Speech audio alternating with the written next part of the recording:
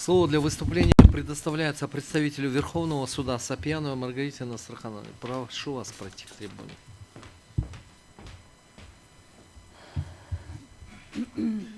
Уважаемый суд, по данному вопросу нами представлены письменная наша позиция.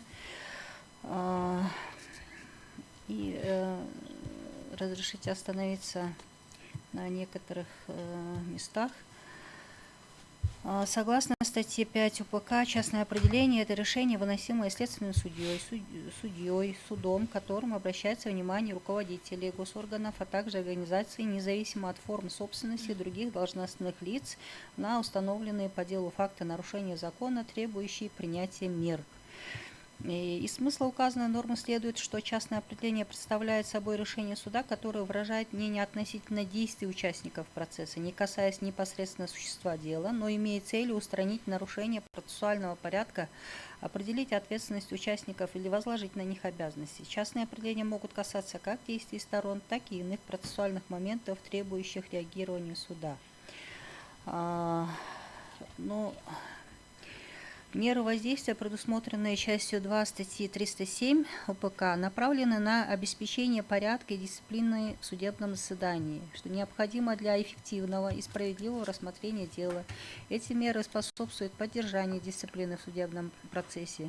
Направление частного определения вышестоящий орган прокуратуры или комиссию по этике адвокатуры обращает внимание руководства комиссии на допущенные нарушения и предоставляется право самостоятельно определять степень ответственности виновных лиц на основании фактов, установленных судом и изложенных в частном определении.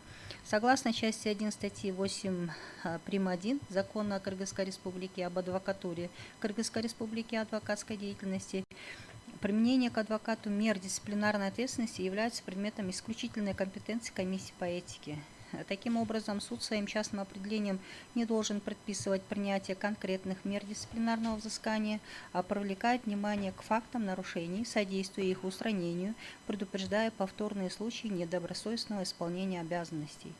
В соответствии с требованиями статьи 101 Конституции Кыргызской Республики суд осуществляет контроль за исполнением судебных решений и частных определений, принятых им. Неисполнение, ненадлежащее исполнение, либо воспрепятствие неисполнению судебных решений влекут установленную законом ответственность. Следует отметить, что частное определение является важным и не имеющим альтернатив механизмом судебного контроля. Адвокат, как участник процесса, осуществляющий защиту прав и интересов подозреваемого, обвиняемого, осужденного, оправданного, потерпевшего, свидетеля в уголовном судопроизводстве и оказывающий им квалифицированную юридическую помощь, обязан соблюдать правила профессиональной этики адвоката и исполнять распоряжения председательствующего судьи по организации процесса, поддержанию должного порядка в судебном заседании. На основании части 5 Кодекса профессиональной этики адвокатов Кыргызской Республики адвокат, участвуя в судебном процессе, обязан строго соблюдать процессуальные нормы, подчиняться распоряжениям председательствующей, проявлять уважение как к суду, так и к участникам процесса. В ходе судебного разбирательства адвокат должен активно способствовать суду в принятии законного, обоснованного и справедливого решения, принимая участие в исследовании доказательств и представлению суду своих доводов, опираясь на проверенные факты и материалы. Коллегиальным органом по рассмотрению частных определений судов или обращений госорганов в отношении нарушения адвокатами требований законодательства является комиссия по этике согласно требованиям закона об адвокатуре, адвокатской деятельности, и там формируется комиссия по этике адвокатуры. Лицо, в отношении которого выносится частное определение, вправе присутствовать на заседании этой комиссии, приводить свои аргументы и факты и в последующем случае несогласия с принятым решением обжаловать его в судебном порядке, как это установлено в данном законе. И в связи с этим Верховный суд выражает позицию, что данная норма не противоречит нормам Конституции. И хотелось бы еще дать пояснение по поводу, сколько судами выносятся частные определения. У нас в Верховном суде ведется работа именно по вопросам вынесения частного определения. и какая работа в последующем ведется. И именно больше, наверное, внимание обращается, какая реакция со стороны госорганов, либо со стороны адвокатуры, ну, со стороны лиц, в отношении которых вынесено частное определение, реакция обратная идет. И в связи с этим у нас в статистической отчетности ведется именно сколько вынесено и сколько по ним поступило ответов. К сожалению, именно графы, сколько частных определений обжаловано вышестоящие инстанции, у нас, к сожалению, кажется, не ведется, но это, оказывается, вот этот вопрос обсуждали, но из-за того, что первое сказали, что очень малое количество обжалования частных определений, и из-за этого, оказывается, оно, если фиксируется, уходит, оказывается, в графу «прочие». И оттуда извлечь, ну, статистически по графам не представилось возможным.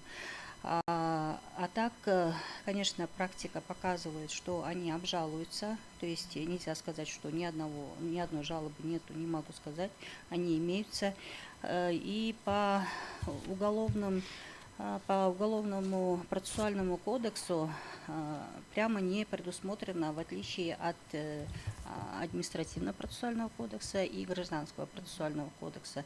И в связи с этим суды вносят такие, скажем, судебные акты об отказе, да, в рассмотрении, ну, о прекращении, вернее.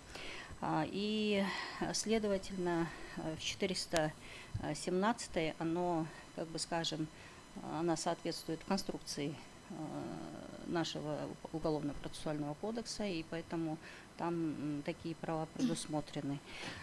И еще по поводу закона об адвокатуре, там, если вот быть более конкретным, к нам обращались, адвокатура обращалась к нам, что имеются случаи, когда судьи выносят, именно указывают, что вот как вы, да, сейчас привели пример, что конкретную какую-то меру воздействия принять, да, мы с этим, конечно, не согласны. Судья не имеет права, допустим, писать, чтобы ему там выговор объявили или лишили там лицензии, приостановили. Но как если буквально сейчас вот как прочитали, ну, судья просила, кажется, рассмотреть вопрос, да, приостановления. Но, может быть, это тоже немножко некорректно, поэтому вот наша позиция, что судья должен просто указывать в своем частном определении.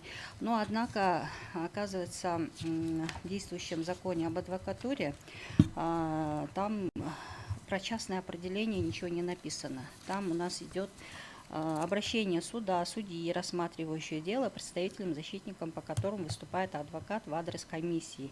И мы, в свою очередь, изучив обращение адвокатуры, обсудив у нас вместе с судьями, предлагали внесение изменений в закон об адвокатуре. Но у нас там еще другие вопросы есть, но в частности именно по статье 8 прим. 1, вот пункт 3, части 3 статьи 8 прим. 1, вот это слова обращения суда, судьи, рассматривающего дело, там представителям, заменить на слова частные определения судов, вынесенные в отношении адвокатов.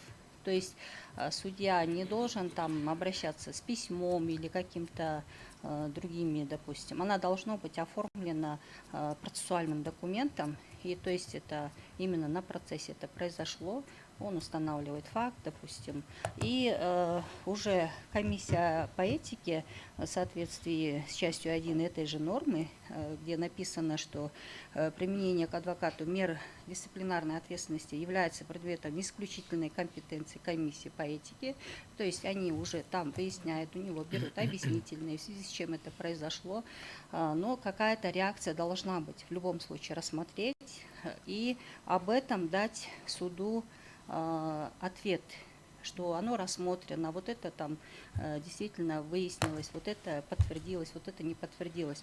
Но здесь хотела бы еще обратить внимание на то, что все-таки частное определение – это судебный акт, который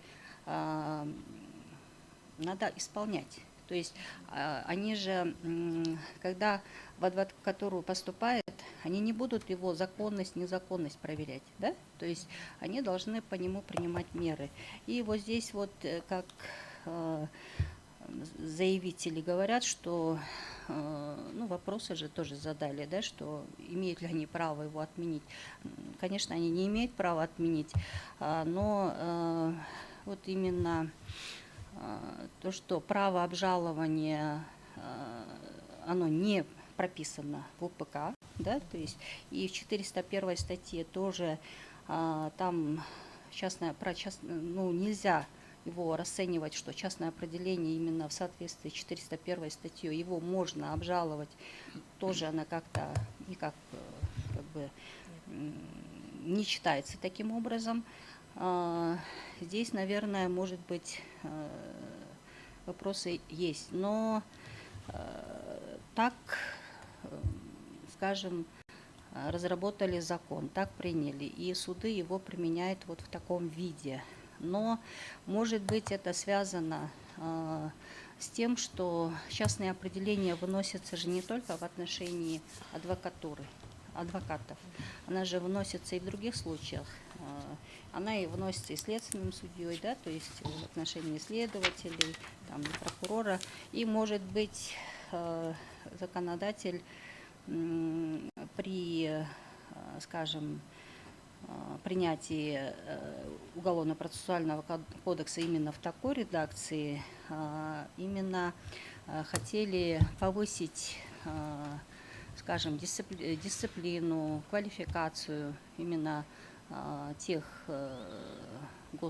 представителей тех госорганов, которые непосредственно участвуют в уголовном судопроизводстве. И чтобы лишней, скажем, волокиты не было, а именно посредством того, что они должны именно реагировать на частные определения, вести работу по устранению тех нарушений закона, либо ошибок, которые допускаются, скажем, ну, субъектами уголовного судопроизводства. Но, в принципе,